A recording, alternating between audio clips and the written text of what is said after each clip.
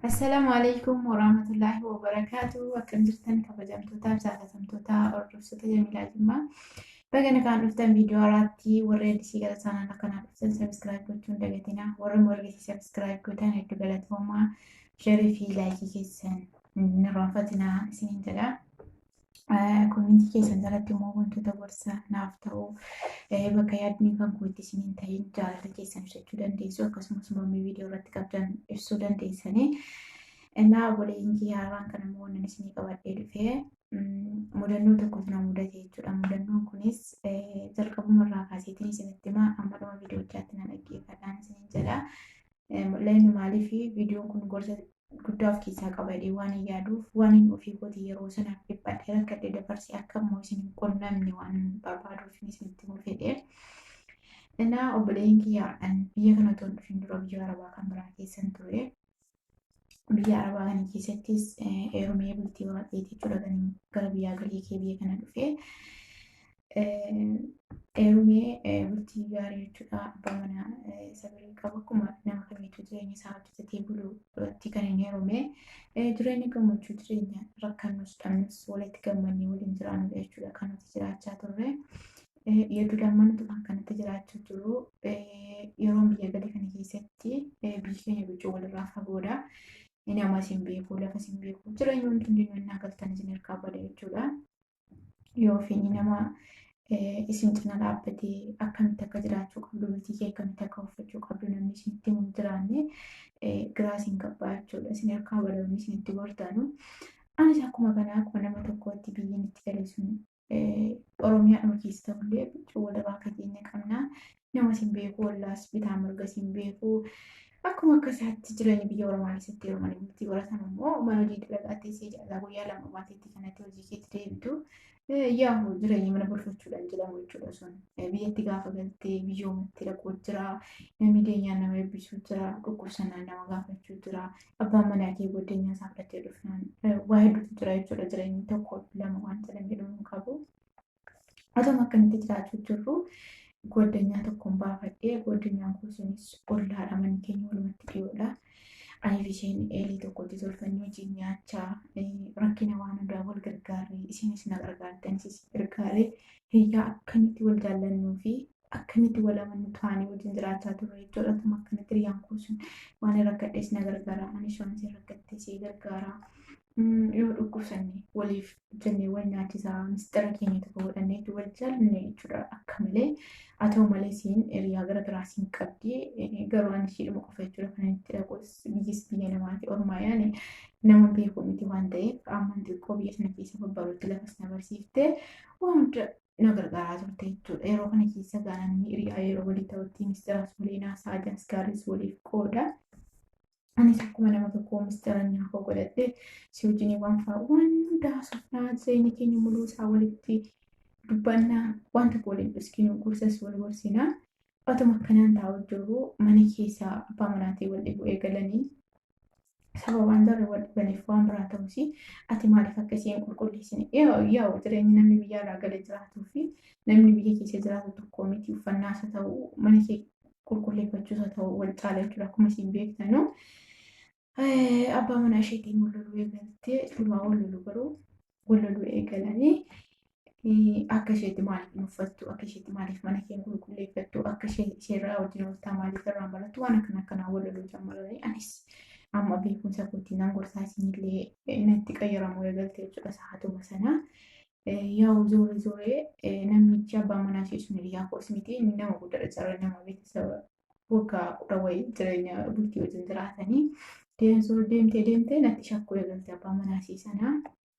Anis waan isin natti qayyaramte sana wallaalii dhumaan dhiisee maaluma taatee yaa rabbi mucaan kun maaluma taatee maalinti falleesse waasii maal na biratti fedheetiin ra'u nama mayyaaseetti dhiyaata maal na dallanuu jirti laata jedhee gaggaafachuu eegalee.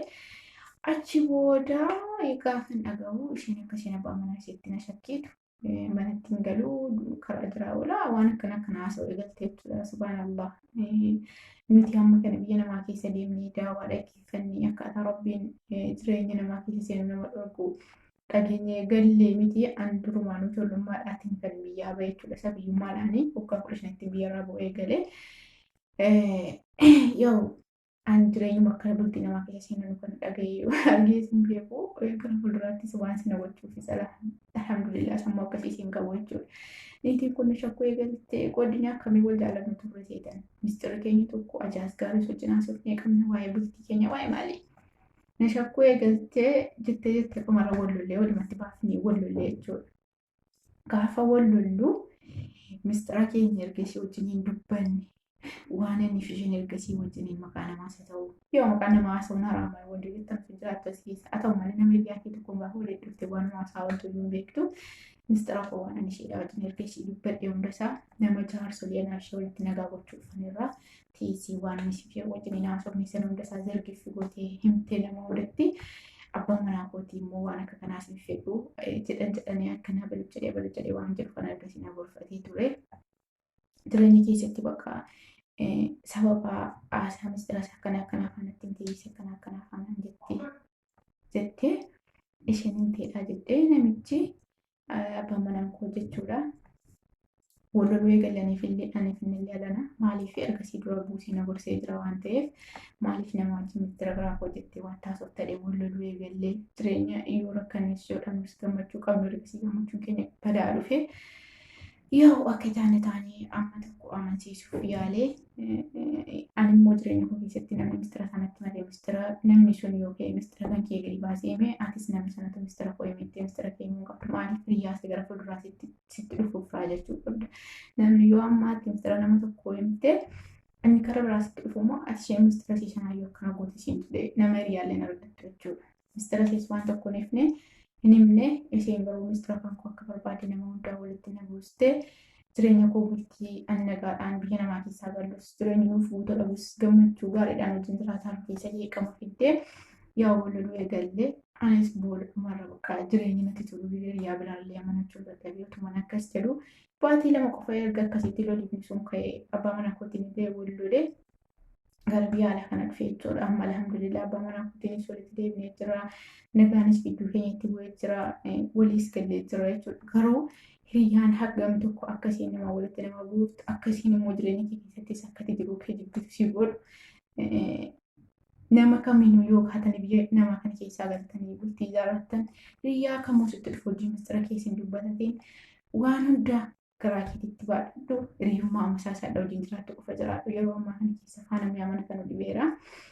Sababa hiriyaa koo sanaatiin hiriyaan akkamitti jaalladhu kanaan yoo keessummaan isheetti dhufe waan inni isheef ta'e immoo osoo hin ta'in yoo isheen keessummaan dhufe waan mana koo dhiisee bultii koo dhiisee akka keessummaan si geggeeffamutti waan hundaan humna kootiin waan jiru hundaan ishee gargaaru deebistee akkas na goote jechuudha. Sababa jireenya kee keessatti hiriyaa amanachuutu jechuudha. Anas silaa utuu Rabbiin sila bishaan keenyaaf funaan keenya wal biraa fixeera ta'ee anaaf abbaa manaa koo adda baasuuf turte. Egaa obboleeyyiin kiyyaa gaafa biyya namaa keessa Rabbiin biyya namaa keessa iyyuu jiraattanii hiriyaa amanattan yoo akkam garaan keessan tokko ta'e mistira keessanitti hin himatinaa. Namni mistira keessii waadhatu hamma qabaa. Akkuma nagaan jiru balaanis jira. Wallolamuun isiin dhufachuudha jiru keessatti waan si qunnamu beektu ta'ee nama tokko mistiraan godhatanii hiriyaa kan kee yoo jaallattes waan isheen si taate sana ta'eef garuu waan isheen si wajjin haasoftu maqaa namaa isheen sitti kaafachuu guddoo wajjin hin haasa'in. Rabbiinis na eeguu hiriyaa akka kan koo kanarraa isa hiriyaa akka nama mudattee kanarraa isa rabbis na eeguunis hin jedhaa nagaatti naa turaa fayyaa ta'a. Warra barattanii fedhiitiin abdadha. Yeroon kun yeroo teknooloojiin babal'atii kana keessatti immoo yoo matiriyaa kee amantee sagalee tokko hiriyaa keef ergitee hiriyaan keessumaa fuuta hiriyaa ishee biraaf ergitee hiriyaa isheen biraa fuutee feesbuuk irra gadhiifti. Waa iddoo arginee dhageenya Rabbiin nu eeguu. Isinilleen hiriyaa keessan gaafa Rabbiin biyya isin galchee bultii godhattan warri ammas bultii qabdan yoo galtan namni kun na gargaaraa jireenya kun itti fadheettanii yaamantanii waan mistira keessanitti himatinaa isin jedhaa. Nagaatti naa oolaa bulaa fayyaa nagaa ta'a Rabbiin dhibee dhufe nurraa kaasu. Egaa Rabbiin nama ramadaan keenyatiin nagaatiin soomee kun waa godhuun isin jedhaa. Chaawu nagaatti.